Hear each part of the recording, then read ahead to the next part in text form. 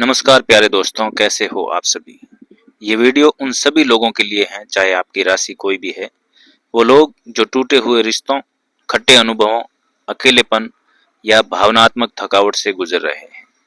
साथियों, कभी कभी सबसे ज्यादा थकान शरीर में नहीं होती, सबसे गहरा दर्द कोई घाव नहीं देता, और सबसे लंबी लड़ाई हम किसी और से नहीं बल्कि अपने ही दिल से लड़ रहे होते हैं।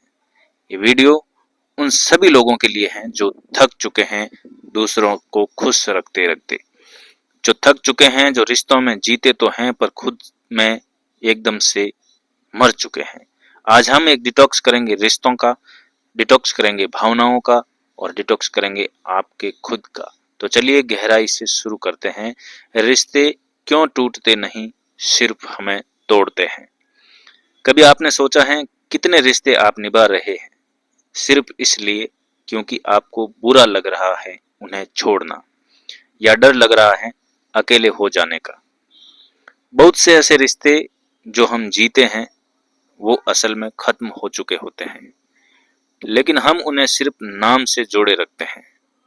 रिश्ता चाहे कोई भी हो, लेकिन अगर कोई बार बार आपको तोड़ रहा है, आपको चुप करवा रहा है, या सिर्फ अपने मतलब के लिए पास आता है, तो वो रिश्ता नाम का है, रिश्तेदारी का नहीं। तो डिटॉक्स का पहला नियम क्या है कि खुद से सवाल पूछो, क्या मैं इस रिश्ते में जिंदा महसूस करता हूं? अगर जवाब नहीं है तो आपको छोड़ना है या बदलना है। और हाँ, ये आसान नहीं होगा, पर आपके लिए बहुत ही जरूरी होगा। इमोशनल गिल्ट का जहर कैसे काम करता है? कुछ चीजें होती है जो आपको सुनने को मिलती है कि तूने ही तो कहा था तुझे मेरी जरूरत है, इतना सब किया है तेरे लिए, अब छोड़ रहा है, मुझसे दूर हो रहा है, तू बदल गया है। ये वो डायलॉग है जो आपको आपके रिश्तों में कैद रखने के लिए कहे जाते हैं। इमोशनल गिल्ट एक धीमा जहर है जो आपको खुद के खिलाफ कर देता है। आपको लगने लगता है कि शायद आप ही गलत है, शायद आपको सब सहना चाहिए, शायद यही प्यार है। लेकिन नहीं दोस्तों, अगर कोई आपको बार बार खुद के खिलाफ गिल्ट में डालता है तो वो आपका रिश्तेदार नहीं, एक चालाक जज है जो आपके दिल को सजा दे रहा है हर दिन। और डिटॉक्स के दूसरे नियम की बात करूं तो गिल्ट में नहीं, ट्रुथ में, सच्चाई में जियो। सच्चा रिश्ता कभी गिल्ट से नहीं चलता, वो आदर से चलता है, रिस्पेक्ट से चलता है, जहां आप भी इंसान हो, कोई वस्तु नहीं।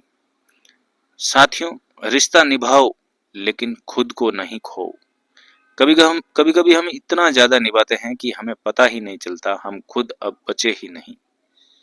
आप दिन भर उनकी पसंद का काम करते हो, उनकी पसंद की बात करते हो, उनके हिसाब से बोलते हो, उनके हिसाब से चलते हो, उनके मूड के हिसाब से मुस्कुराते हो, और फिर जब रात में या कभी अकेले होते हो तो खुद से पूछते हो कि मैं कौन हूं अब उसके लिए। साथियों, रिश्ता निभाना एक कला है, लेकिन खुद को खो देना एक बीमारी है।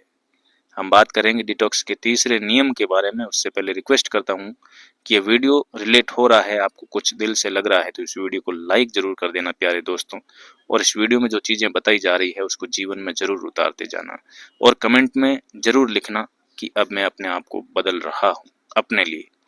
साथियों, डिटॉक्स का तीसरा नियम, संतुलन खोजो, सेक्रीफाइस नहीं। आपको सेल्फ रेस्पेक्ट चाहिए। जिन रिश्तों में सिर्फ एक ही झुकता है वो रिश्ता नहीं, तानाशाही होती है, और आप तानाशाही के लिए नहीं बने हैं, इस बात का ध्यान रखिए। डिटैचमेंट और वैराग्य, लेकिन जीवन छोड़ना नहीं है। कई बार हम लोग सोचते हैं अब किसी से लगाव नहीं रखूंगा, प्यार ही मत करो, दर्द ही नहीं होगा। लेकिन ये जो चीजें हैं ये भी एक डिफेंस मैकेनिज्म है जो असल में आपको और अकेला कर देता है। डिटैचमेंट का मतलब दुनिया से भागना नहीं है दोस्तों, इसका मतलब है जुड़ना लेकिन बिना टूटे, देना लेकिन बिना खुद को जलाए, प्रेम करना लेकिन खुद को मिटाकर नहीं। तो चौथे डिटॉक्स का नियम है, किसी को इतना करीब मत आने दो कि वो आपके आत्मसम्मान को अपने पैर की चप्पल बना दे। प्यार जरूरी है दोस्तों, लेकिन सेल्फ लव उससे ज्यादा जरूरी है, खुद से प्रेम करना उससे भी ज्यादा जरूरी है। प्रैक्टिकल टेक्निक्स, रिश्ता डिटॉक्स करने के रियल स्टेप्स मैं आपको बता रहा हूं कि अब जब अपने भावनात्मक सच्चाई समझ लिया आपने, तो अब कुछ व्यवहारिक कदम भी उठाने चाहिए।